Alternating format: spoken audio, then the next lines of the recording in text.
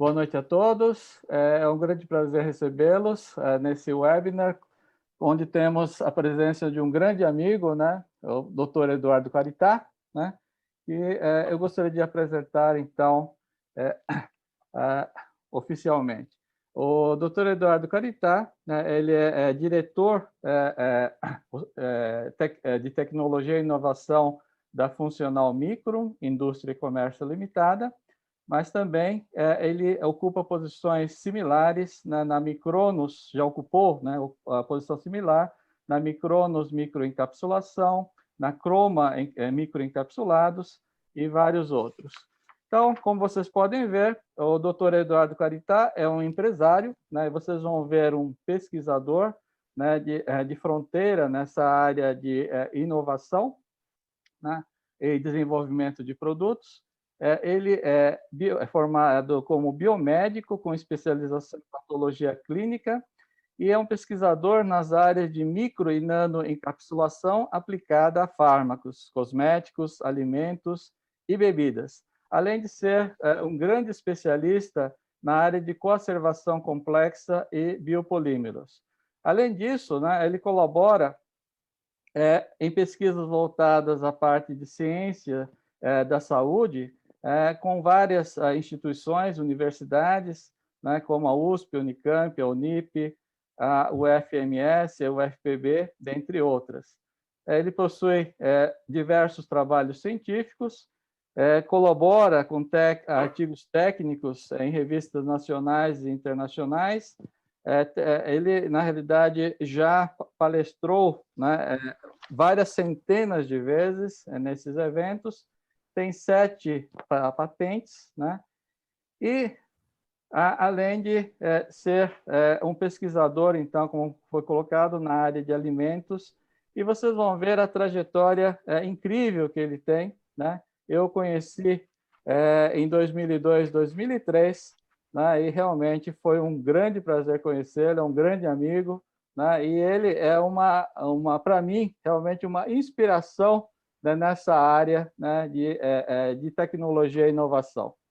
Ele realmente me mostrou que, sendo persistente, tendo boas ideias, é possível chegar lá. Realmente, esse o exemplo, né, que ele deu para mim e que realmente eu trago desde então, né? Então, Eduardo, é um grande prazer recebê-lo, né, aqui nos webinários do Cisnano USP. A palavra é sua. Muito obrigado, Coit, muito obrigado. Então, esses 20 e tantos anos que a gente se conhece, quase 20 anos, a equipe toda da USP sempre me acolheu, da Unicamp, da Unip, Federal da Paraíba. Não vou falar aqui de todos os nomes, porque eu vou perder muito tempo. Eu quero mostrar para vocês o nosso trabalho, é uma oportunidade única que nós estamos tendo de a indústria poder falar com a academia. E eu começo com pode ser uma piada, uma broma, mas isso daí é o seguinte, a resposta, você tem um concurso aí, você tem 3 competidores, um é um indiano, um é um sul-americano e o outro é um africano. São 3 continentes carentes de tecnologias emergentes. E você vai ver aí um senhor perguntando, a resposta é nanotecnologia. Qual é a questão? Isso nos leva a entender que a nanotecnologia ela é tão abrangente, ela atende a tantos campos da atividade humana, que ela responde a quase tudo, né? Quase tudo. Qual é a questão? Porque em qualquer questão ela vai apresentar respostas, ou ela vai ter algum tipo de solução possível. Antes de descortinar esse mundo nanométrico, a partir do Feynman, a gente não tinha essa noção de que seria possível fazer o que nós estamos fazendo. Então, vamos para frente. A agenda vai falar grandes desafios, e quanto maiores eles forem, mais adequadas serão as nanosoluções, vocês vão ver isso. Nós vamos falar um pouco das ferramentas que levam as ideias a se transformarem em nanoprodutos e chegarem no mercado. Vamos falar um pouco vou dar uma meia dúzia de conceitos que viraram produtos, como eles fizeram isso, para que eles servem, finalmente, qual a dinâmica que eles seguiram, quais foram as etapas, para que vocês possam, a partir dessa singela apresentação, montar os seus esquemas, né? Quem for na academia, poder se... Que barulho é esse? Ah, as pessoas entrando. Certo, certo. Nossa, quantas pessoas. Então, enfim, vamos lá realmente para a ideia. A primeira coisa que eu quero falar é sobre o trem da ciência. A ciência é uma atividade humana de ponta. Ela leva a humanidade para patamares que ela nunca pensou. Quando se inventou a coleta de frutas, o homem era um coletor. Quando se inventou a agricultura, o homem se estabilizou na terra e passou a constituir a sociedade que a gente conhece hoje. Isso há 7.000 anos, há 3.000 anos atrás. Não é? Então, o que a gente pode falar da pesquisa básica e da tecnologia? Esse ditado aí do Lorde, que eu vou falar agora, é o seguinte: na guerra, é a ciência que multiplica e aperfeiçoa os métodos de ataque e defesa e decide a vitória. A guerra é um lugar onde a ciência e a tecnologia têm proeminência, porque é de sobrevivência, é o medo que faz o homem buscar soluções. Só que na paz, é a ciência que orienta a economia e a indústria e faz a grandeza e o bem-estar das nações. Tanto que a gente pode dividir as nações em dois grupos: aquelas que valorizam a ciência e tiram dela o máximo proveito, e aquelas, como eu queria dizer na frase do Lord Rutherford, que são cortadoras de lenha e carregadoras de água para os povos mais esclarecidos. Então, a ciência básica, ela é a locomotiva que leva o conhecimento humano para frente, através dos trilhos em rumo ao mistério desconhecido. E o próximo vagão que vem atrás da locomotiva da ciência é a locomotiva da tecnologia, é a locomotiva da ciência aplicada, é o vagão que acompanha a locomotiva da ciência. Então, uma abre o caminho, uma puxa, a outra dá carvão, dá fôlego, dá energia. Se você não tiver a retroalimentação do vagão de lenha, do vagão de carvão, que é a ciência aplicada, que é a tecnologia, empurrando o vagão da ciência básica, você perde a razão de ser desse trem. E se você não tiver um trem robusto, que consome bastante carvão e que puxa a humanidade para frente, você nunca vai ter as inovações sendo implementadas. A nossa área é uma área de nutracêuticos. A gente trabalha com um tipo de alimentos destinado a suplementar a nutrição humana. Eu falo que a gente trabalha com nutrição celular. Nós não alimentamos pessoas, nós alimentamos as células das pessoas. É muito diferente você alimentar pessoas e você nutrir células. As células são muito mais exigentes, né? Então, eu vou mostrar para vocês, e espero que vocês não fiquem fastiados, um grupo de problemas, de desafios reais que a natureza impõe à humanidade.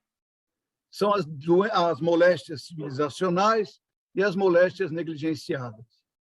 Essas moléstias, vocês estão cansados de ouvir falar de moléstia, então eu vou passar rapidamente e ilustrar quais são essas moléstias e quais as soluções, quais são as ideias que tivemos e como elas viraram produtos para ir para o mercado. Não é?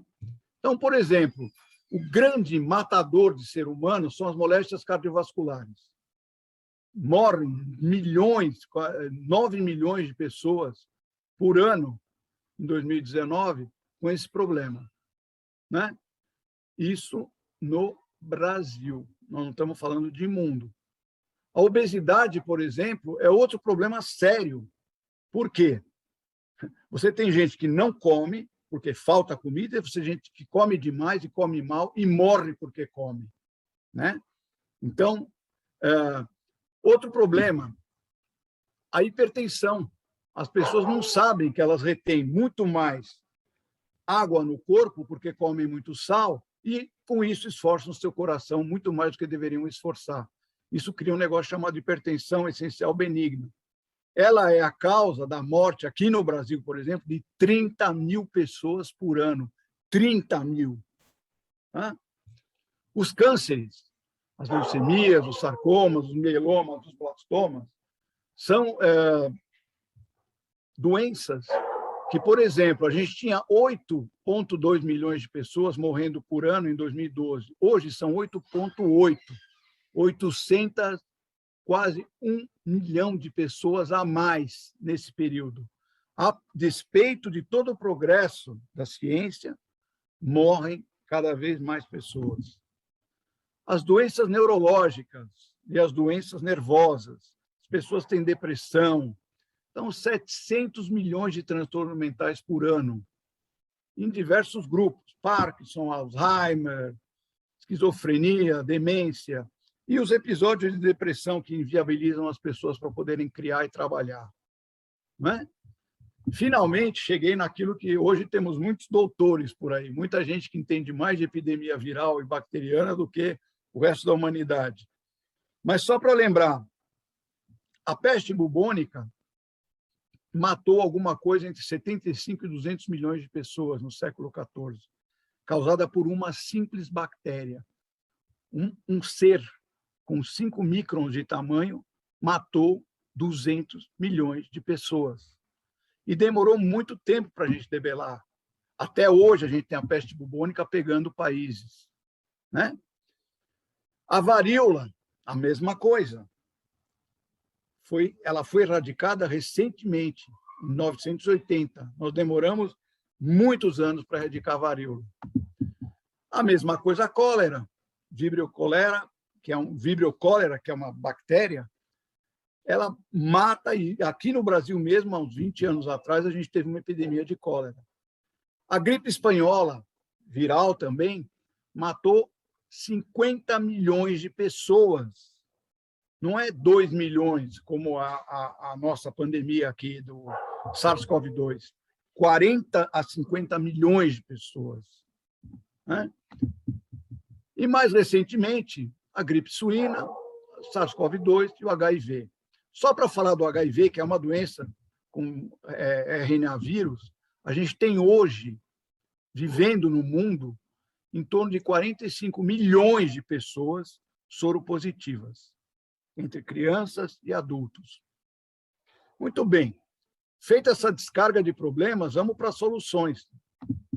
Como é que a gente resolve problemas reais no âmbito das empresas? Nós usamos 2 ferramentas. Uma se chama pesquisa básica. O que a gente faz quando a gente tem um problema que vem de um cliente? Ah, meu produto não tem o efeito que eu quero. Ah, meu produto não tem o desempenho, a performance que eu gostaria. Meu produto não atende tudo que o meu marketing fala. Eu não consigo o que eu gostaria com o meu produto. A gente recorre a uma ferramenta chamada literatura. A primeira coisa que nós vamos fazer é procurar nas revistas, procurar na web, procurar nos blogs, o material que tem as novidades, as patentes, que tem as soluções relativas àquele problema. Essa é a primeira ferramenta. Além disso, a gente aceita estagiários todo ano na nossa empresa. Agora está fazendo um certo tempinho que eles não vêm, mas teve uma época que eles eram bastante frequentes. Do Brasil todo veio gente até da Universidade da Califórnia. O Warren, todo mundo lembra do Warren, foi um estagiário que veio lá da Universidade da Califórnia para trabalhar com micro e nanotecnologia com a gente. Então, eu trago gente de química, de farmácia, engenharia de alimentos, biomedicina. E aí, o que eu faço com isso? A gente transforma em tecnologia através de reuniões semanais. E preste atenção, porque aí está a solução, a pedra de toque, o milagre, o pulo do gato, é isso que eu vou falar agora.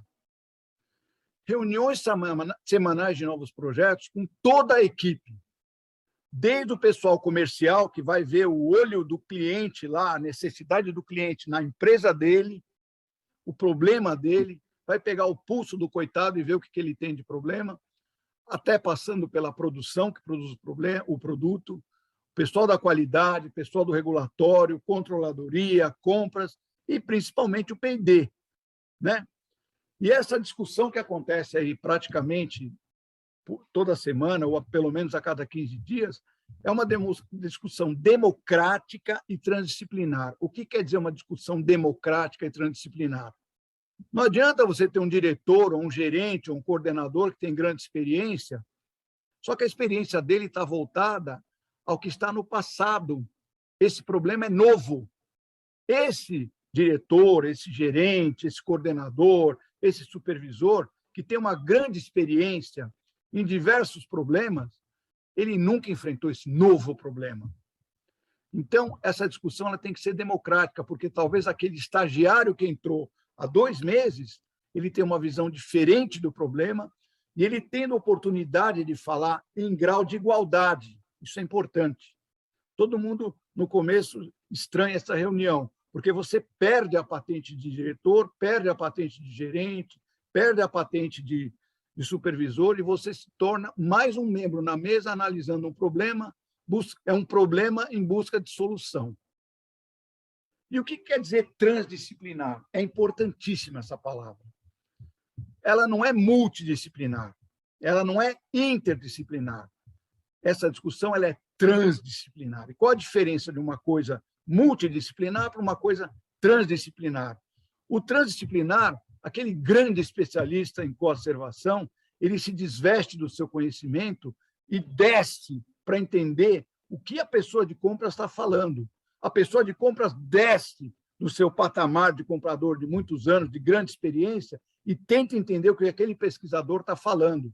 A mesma coisa uma pessoa de regulatório, uma pessoa de produção. Então, a partir do momento que aquele grande especialista sai do trono, larga a sua área de conforto e se coloca no sapato do outro para entender o que ele está falando, aí começamos a progredir no sentido de encontrar uma solução transdisciplinar para um problema novo, inédito.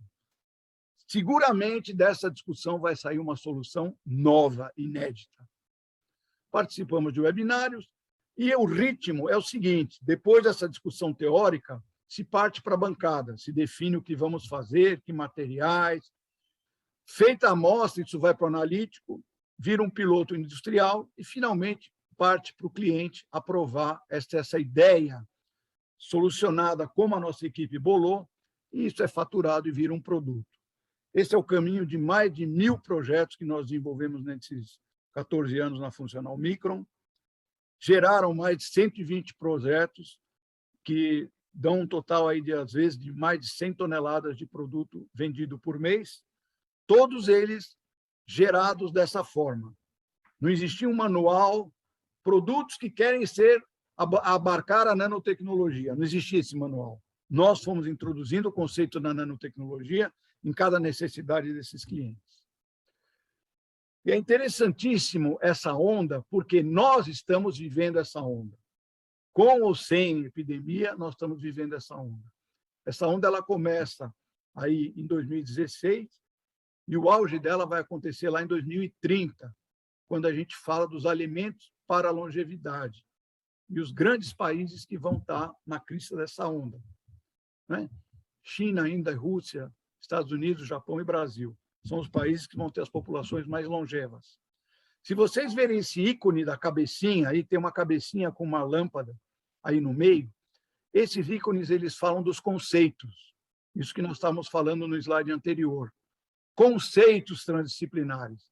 Então, vocês vão ver gente falando de inovação em proteína, aí no limite de 18 para 19. Você vai ver aí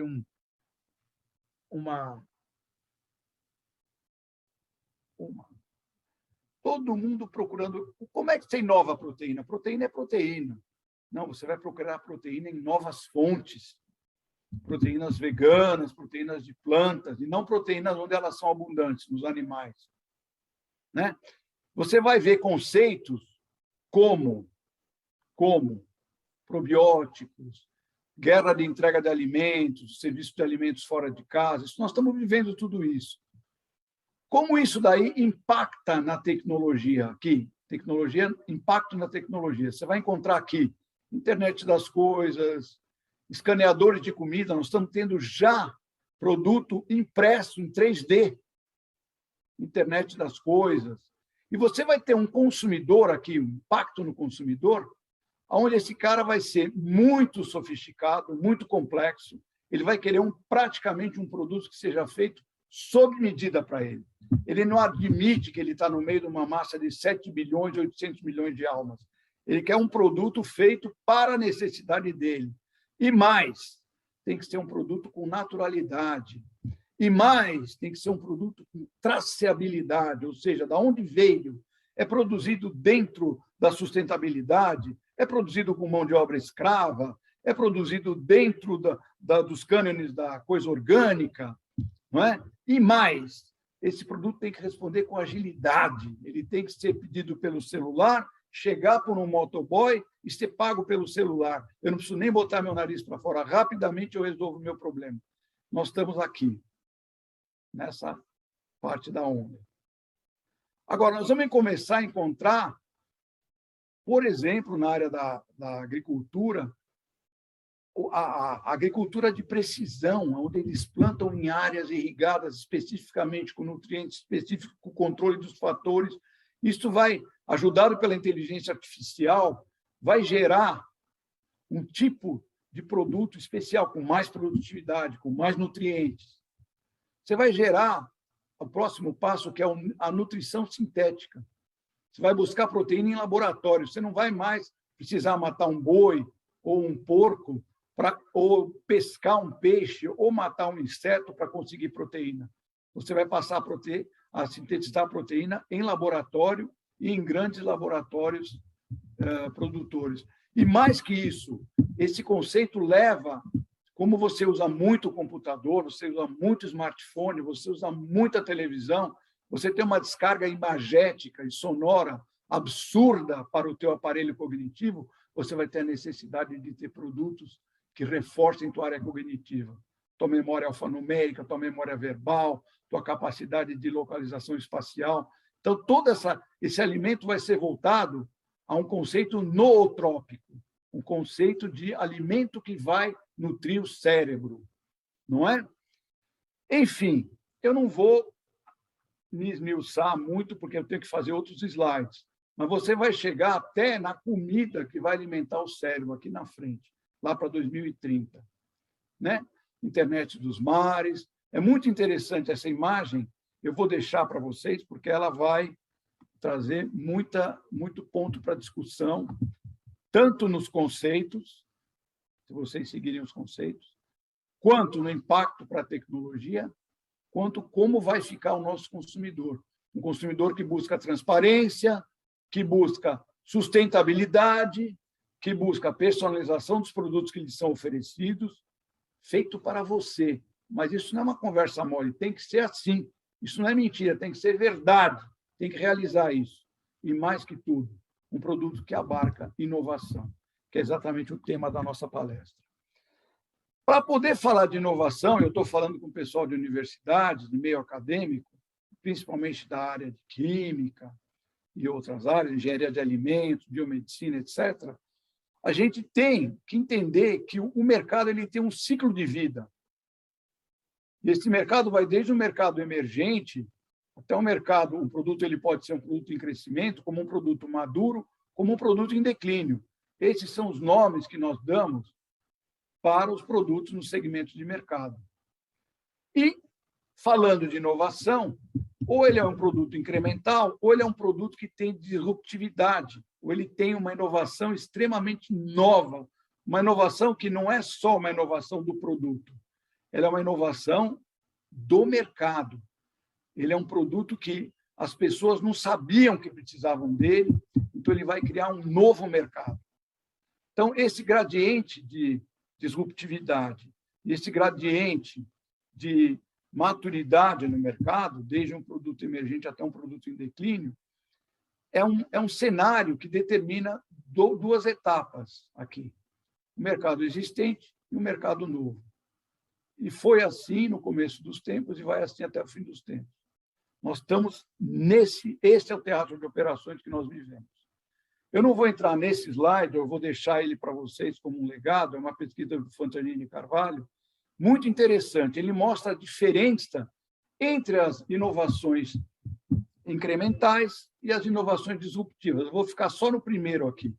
A inovação incremental, falando de tempo de projeto, ela tem curtos períodos, de 6 meses a 2 anos.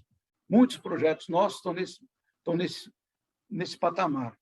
Enquanto que as inovações disruptivas, elas podem levar 10 anos ou mais. Temos alguns produtos nessa categoria, como eu vou mostrar para vocês agora.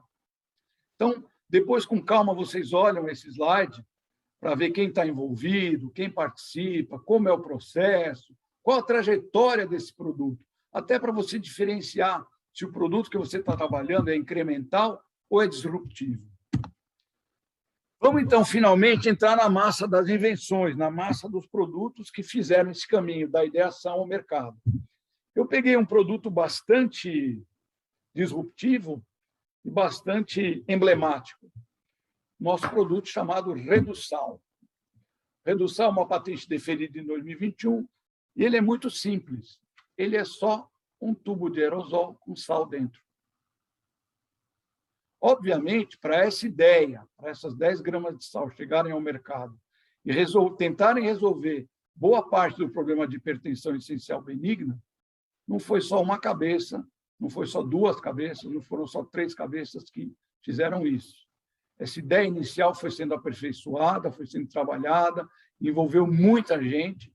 Então, hoje eu posso mostrar esse flyer, essa folha aí, que fala que é um sal de cozinha, na escala nanométrica, sem aditivos, embalado num frasco propelido por butano e propano, para ser usado por pessoas que têm hipertensão, pressão alta. São recomendadas para elas dietas hipossódicas, são prescritas, e esses pacientes, eles vão comer comida sem sal. Só comida sem sal, a vida fica desanimada com a comida sem sal. Você perde a graça da vida sem sal. Então, você tem que oferecer sal sem oferecer a volemia, sem oferecer o aumento de volume de plasma no corpo dessa pessoa. Então, você tem que reduzir o sal realmente. Você tem que dar 10 gramas de sal. Olha só, o brasileiro hoje come 12 gramas e meia de sal por dia. Você tem que dar 10 gramas por mês para essa pessoa. Cada movimento de sal do saleiro dele tem que ter 10 miligramas para que ele possa ter aí 300 refeições no mês usando esses 10 gramas de sal. Isso é desafiador, minha gente. Não é muito simples fazer isso. É pretensioso, inclusive. Não é só ousado, é pretensioso você querer fazer isso. Então, vamos ver como é que acontece isso. Você tem uma imagem aqui, feita no microscópio chamado Phenom, onde você vê uma partícula aqui com 600 nanômetros. Uma partícula do nosso sal. Só que a partícula de sal, normalmente, ela tem aí 300, 400, até 500 microns. Esse é o sal de cozinha que você compra, o sal cisne, o sal lebre, né, o sal de cozinha comum. Aqui é uma imagem dele e aqui é a imagem do nosso sal microscopia. Qual que é o milagre? A gente pega esse cubinho de sal e divide ele em milhares de cubinhos de sal. O que acontece com ele? Muda o volume dele? Não. Muda o volume dele? Não muda. Muda a massa dele? Não muda. Só que o que muda? A área de superfície. Aquela área de superfície que tinha uma área, ela multiplica por 10. Ela passa de 2.400 micrômetros quadrados para 24.000 micrômetros quadrados. Isso faz com que a reação química de dissolução desse produto seja acelerada em milhares de vezes. Essa é uma ideia disruptiva. Como fazer isso daí virar um produto? Ter ideia é fácil. Aumentou a velocidade de reação, você aumenta a dissolução do sal, beleza, e aí? Bom, aqui você tem uma partícula com 1 nanômetro de sal, ele está composto aqui com sódio e cloro.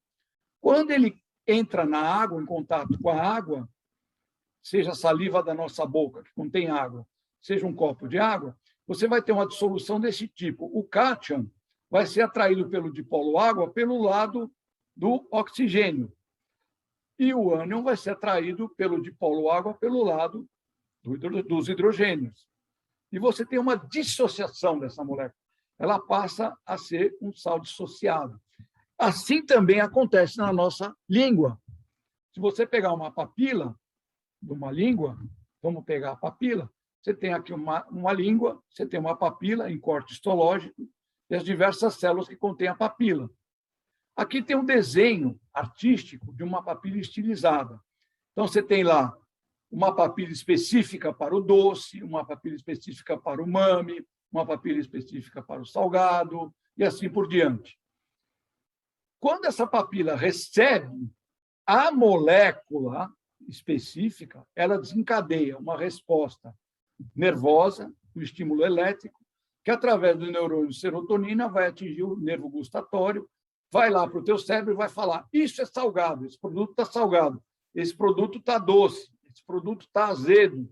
Enfim, como é que acontece isso? Através dos receptores que você tem aqui nessa superfície dessa célula. Então, eu especifiquei aqui um receptor de salgado para vocês verem que só entra um átomo de sódio.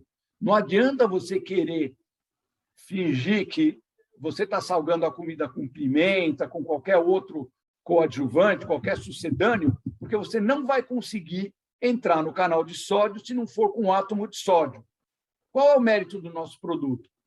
Ele vira átomos de sódio muito mais rápido do que o sal normal, milhares de vezes mais rápido. Então, ele vai tomar muito mais receptores no mesmo tempo que um sal normal nunca conseguiria, no tamanho normal, na escala normal, não conseguiria. Ah, Edu, então está resolvido, essa invenção já vai para a rua, você mostrou para que ela serve, você mostrou como ela funciona, só que não. Só que não. Você não pode usar butano e propano em alimentos. Existe uma resolução da nossa Anvisa que proíbe você de usar ela em alimentos. Aliás, você só pode usar, como está escrito aqui, para propelir suplementos, gás carbônico e nitrogênio, em quantidade livre, mas só esses dois gases. Fora desses dois gases, então nós estamos com um problema aqui.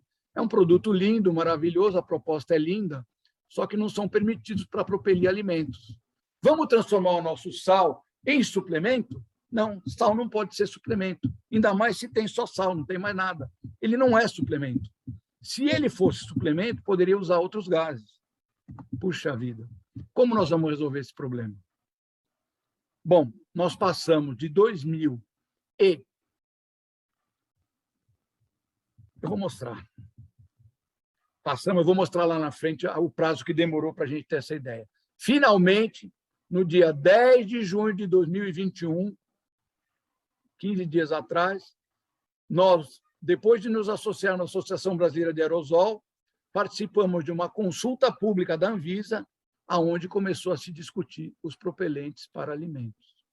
Nessa consulta, ela pergunta: alguém que fabrica alguma coisa, alguém que consome alguma coisa, tem algo a propor? E nós propusemos o butano e o propano como propelentes de alimentos. Vamos ver a resposta da Anvisa. E vamos ver também, já que o tema da palestra é da ideação ao mercado, entre sair do neurônio dos inventores e chegar nas células de papila gustativa dos nossos consumidores, quanto tempo demorou esse produto? A ideia foi de 2010, a patente entrou em 2013 no INPI, demorou para escrever. Nós demoramos mais 2 anos para desenvolver todos os parceiros, o pessoal que fazia a embalagem, o atuador, os gases, o filme que revestia a embalagem, todos os problemas, a embalagem entupia, a embalagem vazava, o cloro fazia vazar a embalagem, até que, finalmente, pedimos o início de fabricação em 2017 e descobrimos que esse produto não podia ser propelido por aqueles gases. De quebra, ganhamos um prêmio em Paris, porque o nosso fornecedor de embalagem especial inscreveu o produto no certame anual de aerosol e nós ganhamos o prêmio de embalagem mais de produto alimentício mais original embalado em aerosol, naquele ano, 2017. Mas, ainda assim, não pudemos vender o produto. Um produto premiado, um produto que funciona. Por quê? Porque, em 2019, o INPI apareceu para se opor àquela patente que foi aceita em 2013, as oposições apareceram em 2019. O examinador falou: você não pode patentear sal, porque sal existe há muito tempo, E pior ainda, você não pode patentear aerosol, porque aerosol existe desde 1947 e é domínio público. Então, esquece de patentear um sal aerosol. Nós tivemos que partir do zero, reescrever o processo de nanocriomoagem, que é o processo de obtenção desse sal, e reentrar com a patente de novo, com as oposições, e finalmente conseguir a concessão, a carta patente, em março desse ano. Esse produto vai para o mercado agora, no final desse ano. Nós estamos em testes, terminando os testes. Está todo mundo me ouvindo? Está um silêncio sepulcral. Estão me ouvindo? Está todo mundo no mudo, mas está todo mundo te ouvindo. Ouvindo. Não, porque é assustador, é assustador. Pelo menos nas palestras ao vivo, as pessoas espirram, tossem, se levantam. Agora você Aqui eu tô sente o achando- drama que os professores sentem nas aulas online, né? O, Fala, Aí, Juliano tudo Bonacci, bem, meu bom Juliano? amigo. Carita, é que o assunto está tão Nossa interessante. senhora, até do Exército está o pessoal aí. Tenente Amado, como vai? Pois é, que o assunto está tão Bom, meus interessante. parabéns a pessoal todos não- vocês. Bom, vamos lá para não frente. consegue falar Vamos parar de nada. conversa mole aqui. Doutor Nando, estou Então, presente aqui também, Cerqueiro. Um abração. Muito. Vamos lá, conceitos e produtos. Essa é uma proposta mais ousada ainda. Sabe quem inventou esse produto? Os gorilas. Mais ou menos 10 mil anos atrás, os gorilas na África, quando tinham vermes, invadiam as plantações de mamão e comiam o mamão verde. As pessoas viam os gorilas, os macacos, os gorilas se contorcerem e evacuarem os vermes. E passaram a imitar isso. Isso se passou a se chamar um conceito cultural, farmacêutico cultural, o nome feio se chama etnofarmacognosia. A partir desse uso cultural, desse uso folclórico do mamão, muitas populações passaram a usar o mamão como vermicida. Você tem aqui uma alça intestinal de uma criança que faleceu por obstrução por causa dos vermes, dos ascaris. Então, a gente bolou um produto nanotecnológico, ousadíssimo, petulante, látex de mamão verde. Você pega esse mamão aqui, chanfra ele, tira o leitinho dele, pega o leite, seca, nanoencapsula, com polímero natural também, e você passa a ter um produto chamado Fitoeumint. É uma patente também, essa patente entrou em 2014, até agora não foi liberada, mas o nanoencapsulamento do látex do mamão transforma ele num míssil biológico que ataca o tegumento dos vermes no nosso intestino e degrada o verme. O verme vira uma espécie de um hambúrguer nutritivo. Tudo que o verme espoliou do hospedeiro, aquela criança de 5 anos que devia pesar 20 quilos, pesa 10, e esses malditos estão aqui na barriga dele, a gente bombardeia eles com mísseis nano de látex de mamão, com as suas cisteinoproteases, que vão digerir esse verme. Esse verme abre como se tivesse um zíper na barriga, sai tudo dele. Intestino, aparelho reprodutor, ovos, larvas, tudo. E a criança reabsorve isso como alimento.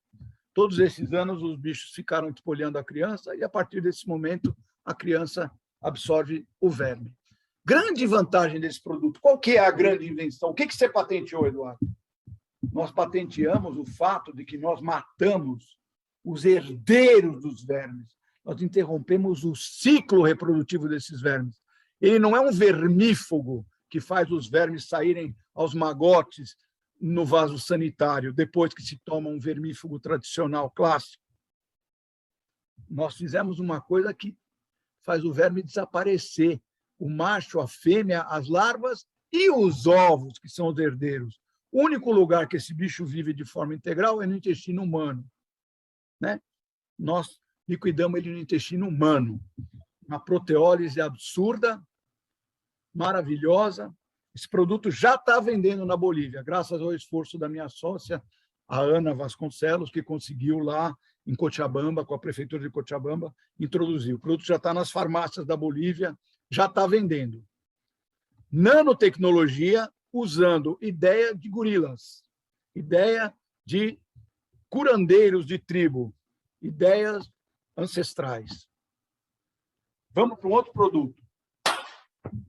Bom, todo mundo está ouvindo que o hormônio calcitriol, mais conhecido pela corruptela de vitamina D3, é um grande ativador do sistema imune. Isso é verdade. Só que se você tomar vitamina D3 na forma de vitamina oral, ela vai chegar no teu duodeno.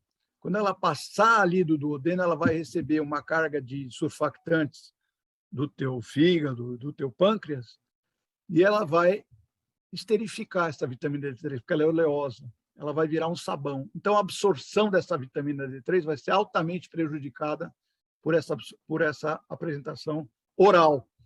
Então, o fulano que precisa de 40, 50 unidades internacionais por dia, ele vai tomar 2.000, 4.000, 8.000, 10.000. Tem um maluco, que é o ginecologista da minha mulher, que toma 40.000 unidades por dia de vitamina D3 para reforçar o sistema imune. Senhores, a ingesta diária recomendada não chega a 80 unidades. Ele toma 20.000, 40.000. Então, como resolver esse problema? O problema é o nosso fígado.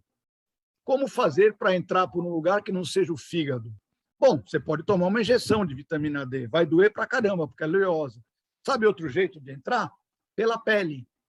Você faz um transferossoma, um nanotransfer, transferossoma de vitamina D3, de calcitriol, bota na pele do fulano, na forma de um protetor solar, ou na forma de um emoliente de pele, de um hidratante de pele, como se fosse aqueles creme Nivea, e o cara vai estar tomando as doses necessárias de vitamina D3, ou, corretamente falando, de calcitriol, que não é uma vitamina, ele é um hormônio super importante, aliás, é o único que nós fabricamos, né?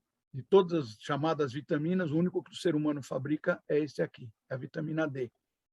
E o que é isso aqui? Isso é um trabalhinho que o professor Ayrton Martin muito generosamente nos incluiu aqui, quando ele pegou os nossos transferossomas, colocou na pele de 15 voluntários e mediu até onde esses transferossomas entravam. Será que é verdade que essa pequena nanopartícula ultradeformável ela consegue passar pelo extrato córneo, pela epiderme, pela derme, atravessa a barreira de melanina e vai entregar nos vasos sanguíneos a vitamina D3 ou o calcitriol?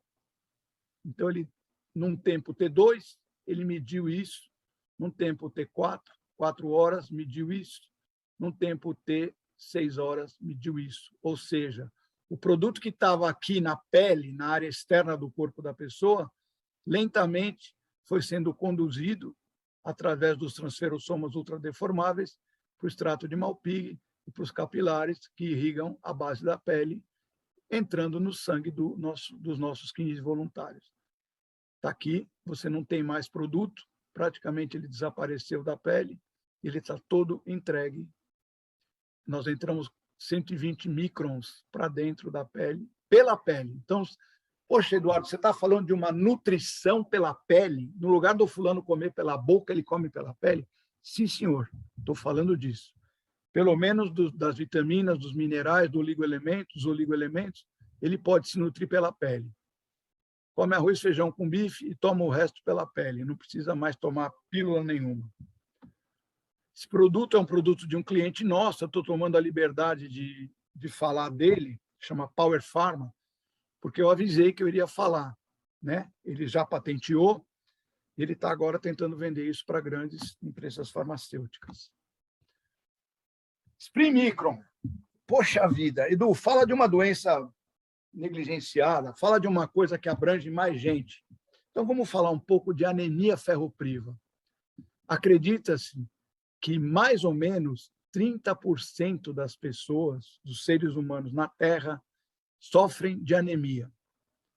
Ou é uma anemia ferropriva, onde ele não consegue, através da nutrição, repor o ferro, ou é uma anemia do tipo, ele tem algum espólio, ou por vermes, ou por tumor, ou por alguma outra, uma hemorragia, mas sempre falta ferro no sangue dele. Isso causa o quê?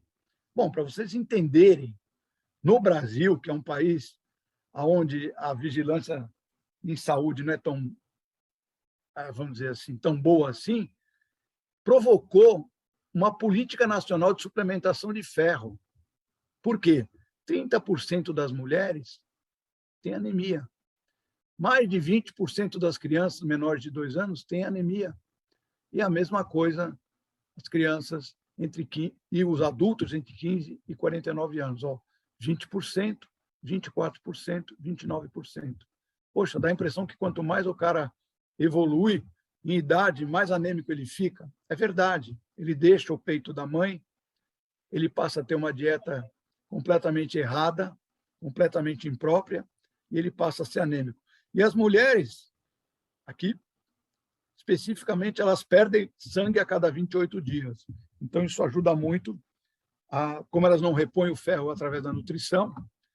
Então, para vocês entenderem, esse é um produto que está andando, eu não posso falar o nome do cliente, o projeto entrou para a gente em fevereiro. Seguramente, a nossa maravilhosa equipe vai bolar algum vetor nanoencapsulado aí que vai passar pelas etapas e vai atender a necessidade do nosso cliente. O cliente ele não fala, eu quero acabar com a anemia ferropriva no Brasil. Ele fala, eu quero um produto bom, bonito e barato, que seja vendido em tantas caixas e que possa atender o meu preço de target. Eu quero trabalhar com um novo veículo, eu quero preparar as amostras para o ensaio de invase. Essas são pequenas, prosaicas, problemas que a gente encontra no caminho de uma ideia para ela chegar no mercado. Não é? Isso tem tempo para acontecer. Se não acontecer no tempo, isso vira material de museu. Então, nós, junto com o Senai, o Instituto de Tecnologia do Senai, fizemos uma linha, um sistema Vivia, que é um sistema nutracêutico que atende todas as necessidades não específicas, não claras das pessoas. As pessoas têm necessidade de dormir, elas não sabem disso. Elas acham que elas têm que correr na academia 24 horas por dia. As pessoas têm necessidade de repor o ferro no sangue que elas perderam na menstruação, porque elas menstruam todo mês, ela não foi feita para menstruar todo mês. As pessoas têm necessidade de receber um aporte cognitivo, porque elas, no lugar de enxergarem 5.000 imagens por dia, que elas foram programadas para isso, elas enxergam 500.000 imagens por dia. Então, elas têm o sistema cognitivo dela super estressado, super sobreusado. Isso precisa de uma reposição, de uma suplementação. As pessoas, não, por exemplo, têm constipação intestinal por diversos motivos, estresse, depressão, nutrição errada, muito amido. Então, elas precisam liberar esse intestino através de fibras naturais. E outros usos? Vamos focar só em um, porque nós falamos de moléstias negligenciadas. As nossas amigas, que têm um ciclo menstrual a cada 28 dias. Elas têm mais ou menos 500 óvulos, 250 óvulos em cada ovário. Quando a natureza programou essas senhoras, ela falou, vocês têm que perpetuar a espécie. Alguns desses óvulos têm que virar gente, tem que juntar com o espermatozoide e virar um ser humano. Como elas não fazem mais isso, a cada 28 dias elas perdem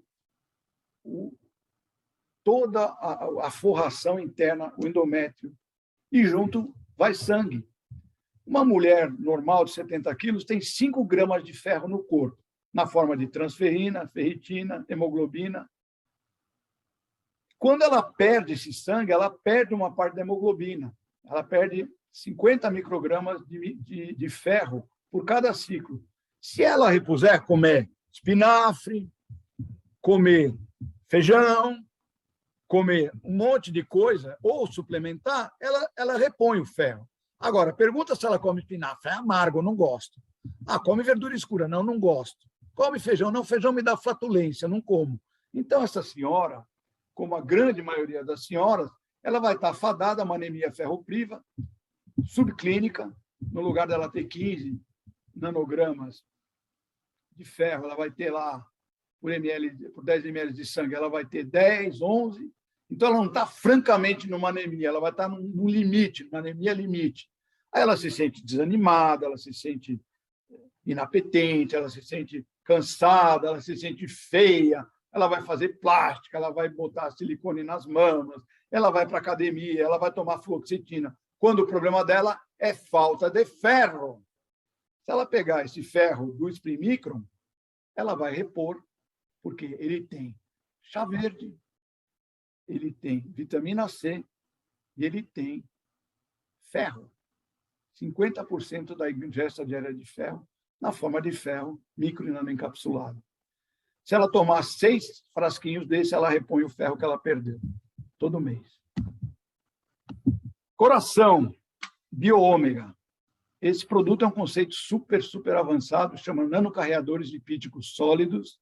É um projeto que a FAPESP financiou para a gente, deu quase 1 milhão para a gente, nós gastamos 3 anos para produzir nanocarreadores lipídicos sólidos de óleo de peixe encapsulado com fitoesteróides. Então, esse produto tem 2 substâncias consagradas para o controle das moléstias cardiovasculares. Voltando lá atrás, infarto do miocárdio, acidente vascular cerebral, tudo aquilo que vocês já sabem, as tromboses todas.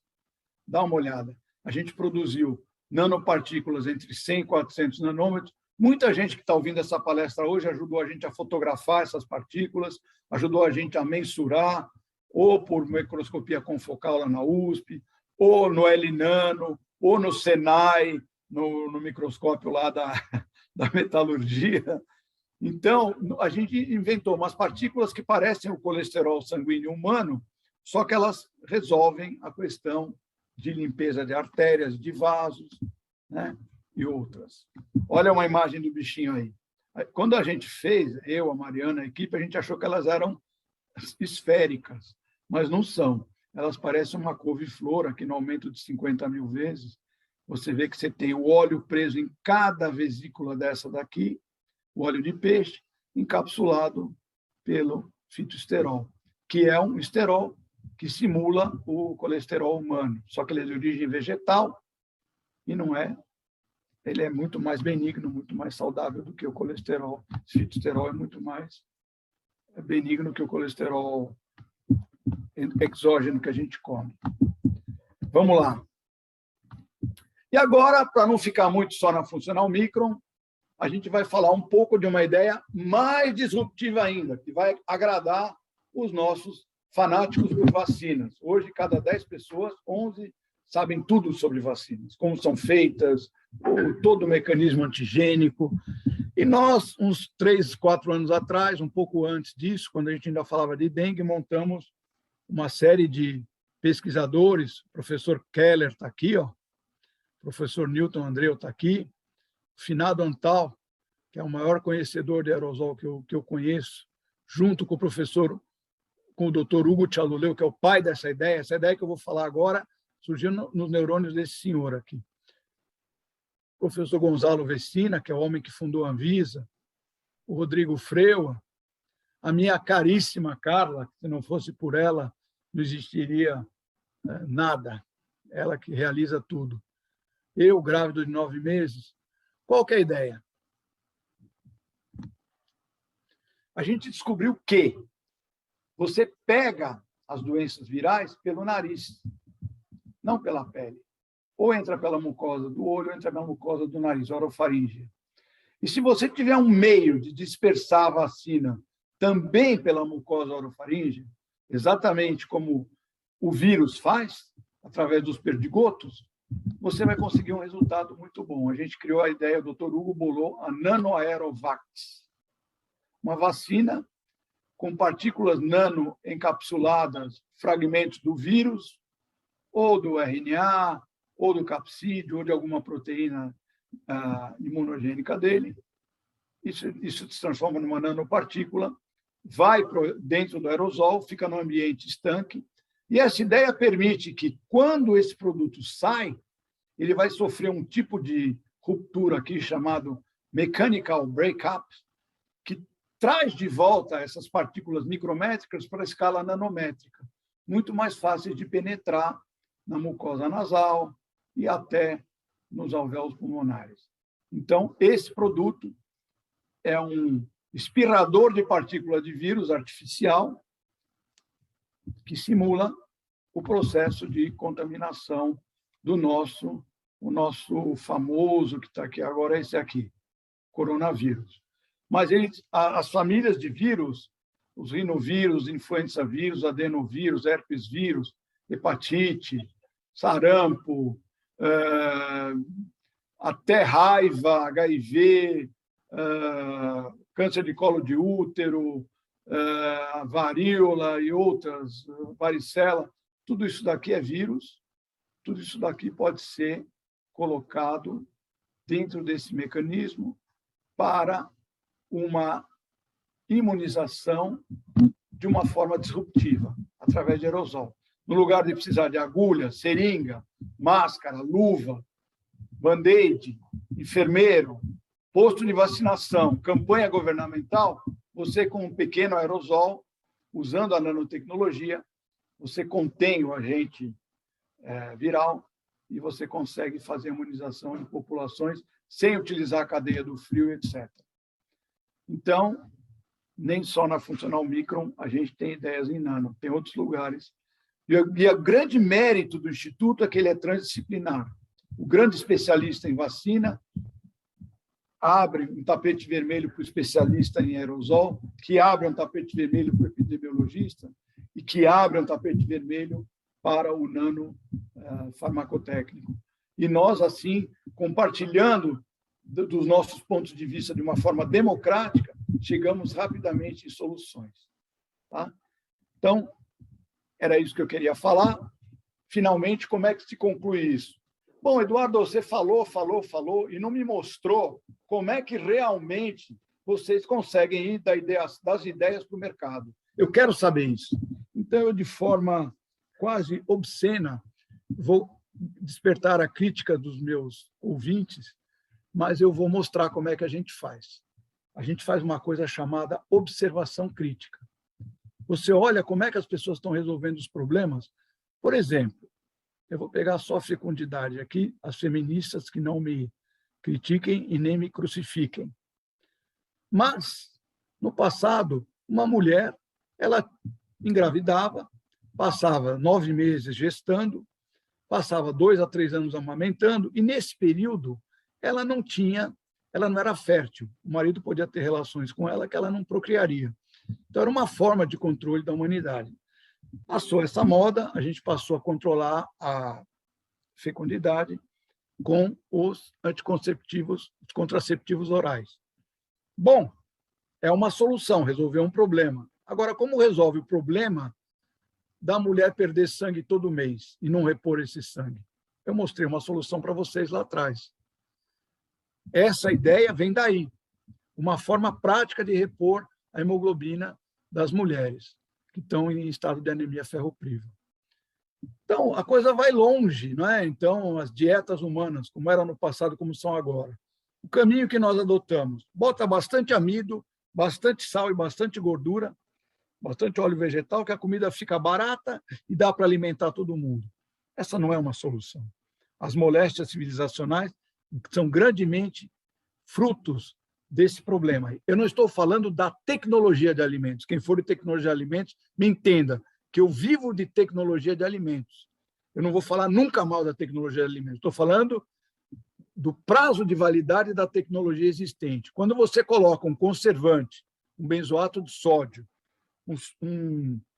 sei lá, qualquer um sorbato, quando você coloca um realçador, uma coisa, isso era bom em 1950, quando a gente tinha 1 bilhão de pessoas. Hoje, com 8 bilhões de pessoas querendo naturalidade, isso não é mais uma solução. A tecnologia tem que se mexer de novo. A ciência básica já se mexeu, já encontrou caminhos. Temos que ir lá, colher nessas árvores da ciência básica e inventar tecnologias que substituam essas tecnologias que já deram seu prazo de validade. Então, sou a favor totalmente da tecnologia. Nós somos Homo sapiens sapiens. Eu diria Homo sapiens sapiens tecnológicos. Nós não existiríamos se não existissem as vacinas, se não existissem os antibióticos, se não existissem os esgotos. só para falar de três grandes motores de saudabilidade e de vitalidade, né? Nós vivemos por causa dessas tecnologias, né? Então, o Homo sapiens, ele é tecnológico. Então, eu sou a favor da tecnologia de manhã até de noite. Agora, da tecnologia que repensa as tecnologias existentes, que já estão dando através da transdisciplinaridade. Aqui eu mostro um outro elemento importantíssimo para você conseguir trazer. Então, a dinâmica para ir das ideias para o mercado passa por essas etapas de observação crítica, de encarar as soluções atuais e de tentar imitar a natureza. Quando você pega uma nanopartícula de látex de mamão e coloca dentro da barriga de uma pessoa, você não está fazendo nada mais do que imitar um eosinófilo humano. O eosinófilo humano, quando tem uma infecção parasitária, ele vai bombardear o verme com lisossomos, e o conteúdo desses lisossomos são cisteinoproteases. E essas cisteinoproteases são as mesmas que tem no mamão. Não me pergunte por que no mamão e dentro do sangue das pessoas tem a mesma enzima. Isso eu não sei responder. Eu só soube imitar. Eu imitei, fui buscar, nós imitamos o que tem no lisossomo humano através do mamão. Fomos encontrar na papaina a resposta, né? Então, esses pequenos nanomísseis de cisteinoprotease imitam o recurso da natureza que nós mesmos usamos.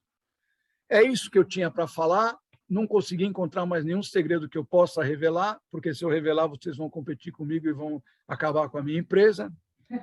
Então, o mais honesto que eu pude ser e o mais, vamos dizer, explícito que eu pude ser, eu fui. Para finalizar, eu vou mostrar como isso acontece na empresa, para que vocês possam entender que não é um processo, uma cabeça, duas cabeças.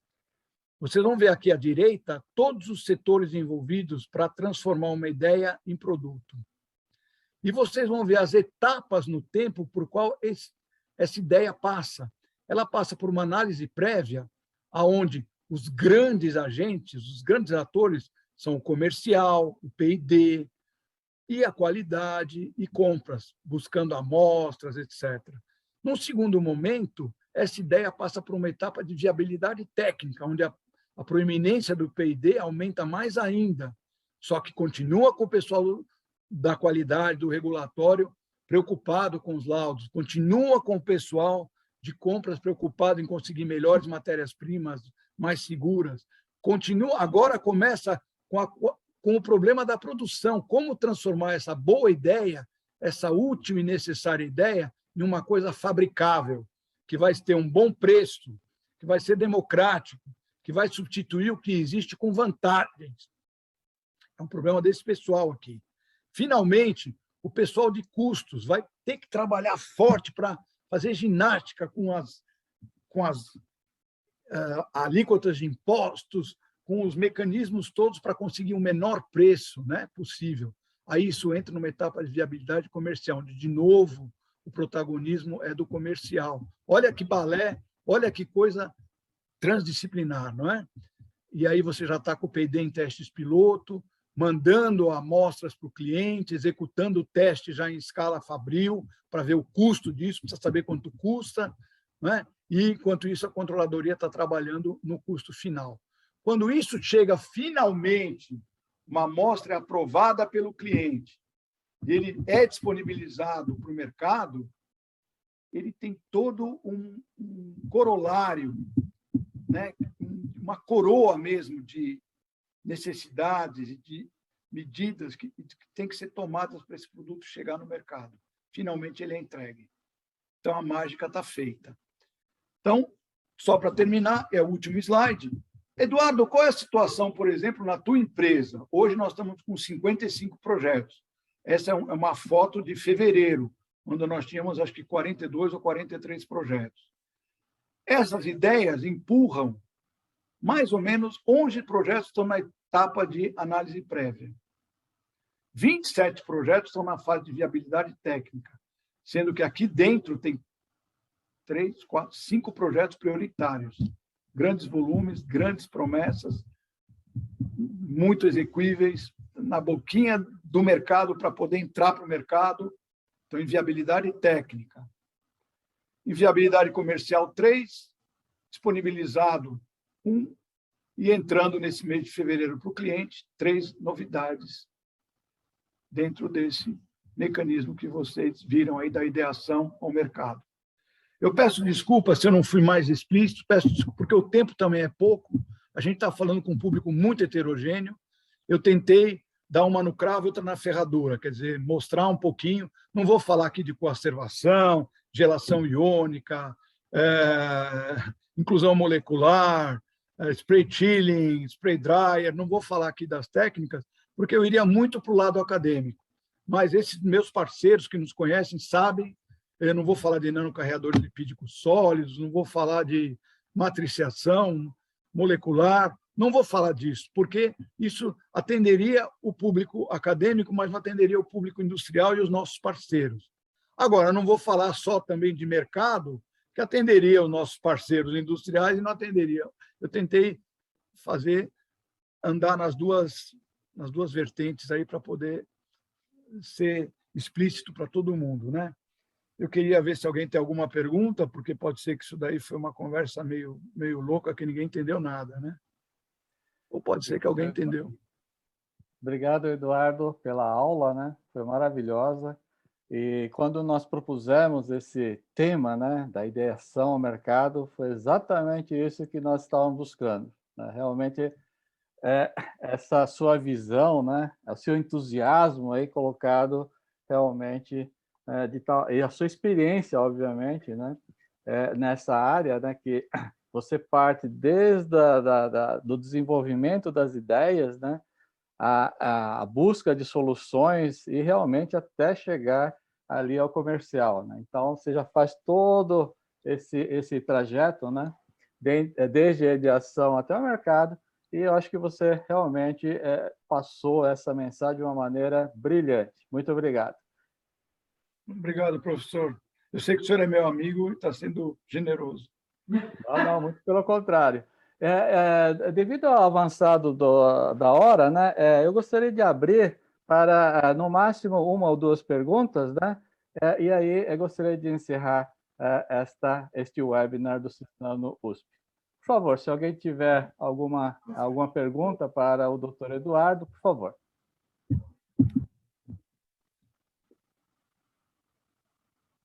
Nenhuma, nem 2, nem 3. Poxa vida. Eu gostaria de fazer uma pergunta, Coit, é Márcia Fantini. Oi, Márcia, por favor. Muito obrigado. Doutor Eduardo, muito obrigada pela sua palestra. É um trabalho fantástico, bem diferente da gente que faz só o trabalho acadêmico, né? Porque tem que ter essa outra parte aí também, das pessoas que se envolvem realmente e trazer essas ideias para o mercado, né? A gente é cientista. Eu tenho trabalhado há vários anos com o Instituto Butantan no desenvolvimento de vacinas orais. E uma das coisas que eu sou física, né? Uma das coisas que os biólogos falam é que o sistema imunológico todo ele está concentrado na região do duodeno, intestino, né? Que são as placas de Peyer, e que, por exemplo, uma vacina que fosse nasal, ela não vai encontrar o sistema imunológico no pulmão. Então, eu queria saber do senhor se vocês fizeram algum teste de produção de anticorpos com BSA, com alguma proteína padrão, para saber se é possível fazer uma vacina nasal. Então, veja, professora, se nós não tivéssemos a estimulação do sistema imune na região orofaríngea, pela existência das imunoglobulinas G, nós não teríamos a infecção, porque o vírus ele não conseguiria entrar. Não é? A gente partiu essa ideia foi bastante debatida, não só as placas de Peyer no intestino, mas no pulmão também a gente tem uma série de agregados, linfonodos, etc., porque o ar que entra, ele entra contaminado com muita coisa. Mas antes de chegar no pulmão, nós estamos falando mesmo da mucosa nasal, ali na região da corna nasal, a gente vai ter esse vírus. Por essa razão é que a gente usa a nanotecnologia. Quando você reveste essa partícula viral imunogênica com polímeros adequados, que têm algumas propriedades, por exemplo, bioadesividade, ele tem que aderir na mucosa. Segundo, ele tem que ser atacado, ele tem que ser funcionar de substrato para enzimas ou para fluidos que existam na região orofaríngea. Aí nós vamos ter muco aderente ou muco penetrante? Então, as duas coisas. Estou falando de muco, a bioadesividade daria uma propriedade mucoaderente. Mas a mucopenetrante, a gente está falando, por exemplo, de mucina e de outras glicoproteínas que tem no corpo, que são altamente aniônicas e que permitiriam uma atração eletrostática por um polímero adequado revestindo essa partícula viral. Eu tenho o professor Keller, que está aqui ouvindo a palestra, pelo menos estava no começo, que é lá do Instituto, e é a área dele. Ele trabalha com vacinas experimentais, é um imunologista, ele mexe com... e ele poderia, talvez, chama Alexandre Keller, você entrando em contato com ele, talvez ele poderia falar um pouco melhor. Eu aqui, nesse momento, nessa palestra, primeiro, eu sou biomédico, mas essa não é a minha área, eu incorreria em algum tipo de deslize, né? Ou impropriedade, falar alguma coisa que alguém está mexendo lá no ITPD, e o cara fala, você vai falar o que a gente está fazendo? Não dá. Então, nesse momento, o que eu posso te falar é fale com o Alexandre Keller ou com a Daniela Santo Rosa, que são os dois nossos... Professor Alexandre é da USP? Unifesp. Ele é da Unifesp. Olha aí, me ajuda aí. Eu estou numa saia curta, não posso falar aqui na frente de todo mundo as coisas que a gente faz, pô. Não, dá uma enrolada aí. Foi excelente explicação. Na verdade, existe toda uma interação, não é um sistema tão fechado assim, né? Tanto que você pode ter modelos de imunização nasal dos mais variados. Inclusive, a gente faz modelo de asma via imunização nasal. Então, não é esse o problema realmente. Você tem contato, sim, com o sistema imunológico, tem células que já captam ali no ambiente aéreo e já leva isso para os outros linfonodos. Então, tem uma comunicação muito grande no sistema imunológico. Nossa, é possível, sim. É muito bom saber disso, viu, professor? Nós já temos, inclusive... O professor Calil, com quem eu tenho falado bastante, a gente está tentando fazer oral também, né? E ele está tentando desenvolver a nasal também. Inclusive com a Daniela Santoro. Então, isso é uma notícia excelente. Não, tem futuro. Parabéns para a equipe. Bom, sobre esse sistema, doutor Caritá, sobre esse sistema de aerosol que o senhor comentou há pouco e a doutora Márcia acabou de falar, isso aquela mesma pesquisa que recentemente ouvimos falar de Israel, que estava desenvolvendo uma vacina aerosol desse tipo? É algo semelhante, não? Não. Eles tiveram a mesma ideia de entrar pela porta certa, mas o que eles usam lá é pump. O pump é um tipo de um spray onde, quando você aperta, ele puxa o produto e libera ele para o meio exterior. Ele não tem um gás propelente. O problema do pump é que, quando volta aquele líquido, ele traz uma parcela da atmosfera, do ar atmosférico, para dentro do frasco, que poderia afetar a partícula imunogênica, né? Então, nós estamos trabalhando mesmo com aerosol, com pressão.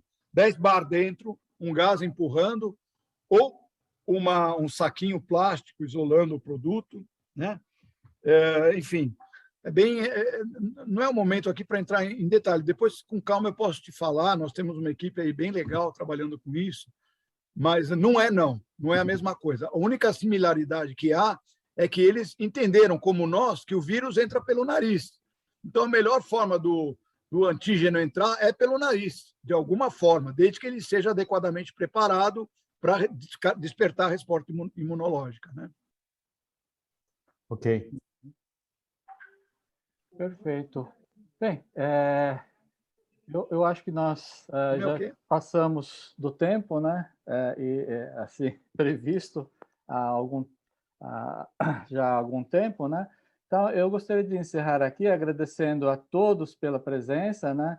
Agradecer aos membros do Cisnano USP, a professora Maria Vitória Bentley, que é a nossa vice-coordenadora, a professora Fantini, né, Márcia Fantini, que também está participando conosco, o professor Gregoire, o professor Euclides, né, o professor... bom, e todos, né, do Cisnano, né, que estão contribuindo, além do INS-SP, né, que está fazendo essa divulgação, né, para a comunidade, e também, obviamente, a Micron, né, que usou, que realmente contribuiu com todo o seu time de marketing para fazer essa divulgação também, e, obviamente, especialmente ao doutor Eduardo Caritá e a Carla, né, pela participação neste webinar do Cisnano USP.